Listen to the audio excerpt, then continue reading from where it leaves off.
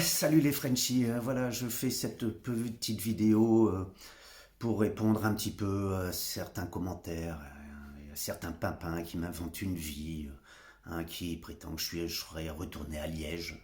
Étant français, je vois pas ce que je ferais à Liège, mais bon, c'est pas grave. Et puis voilà, donc je voulais répondre un petit peu à ça, et puis donner un petit peu de mes nouvelles, parce que contrairement à ce que les gens peuvent penser, à raison en partie. Je suis toujours en Bulgarie, ça va faire 17 ans maintenant que j'y vis. Donc voilà, mais je voudrais un peu vous expliquer les raisons pour lesquelles je me suis fait un peu plus rare sur cette chaîne. La première raison, c'est que j'étais un peu à court d'idées.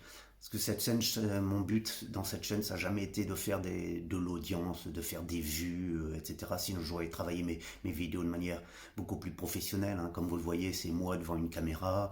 Il n'y a pas de chichi, il n'y a pas de tableau Excel en arrière-plan etc. Donc, d'ailleurs, bizarrement, c'est ce que ont beaucoup apprécié les gens, que ce soit purement informatif, qu'il n'y ait pas de tralala.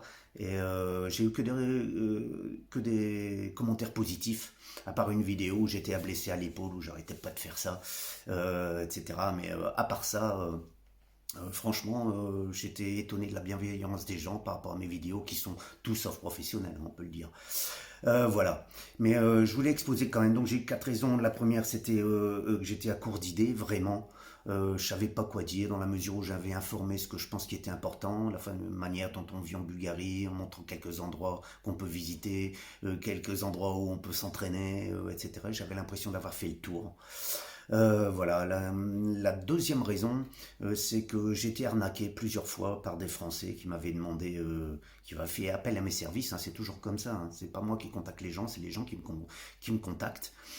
Et donc, notamment un couple qui m'ont serré dans la main, on prend l'appartement, qui était ravi, et de mes services aussi, le fait que je parle bulgare dans la foulée. Donc moi, ben, c'est quand même 2 jours que j'ai perdu, à faire des visites. On est allé leur ouvrir un compte en banque, on est allé chez le notaire pour faire une procuration. Et tout ça, finalement, en plus dans un complexe et dans un quartier où ils ne voulaient absolument pas aller, catégoriquement.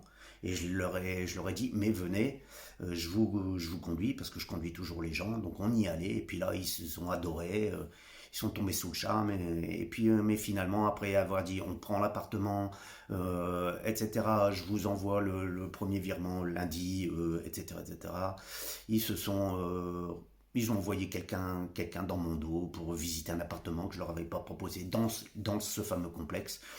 Appartement qui avait des fuites, c'est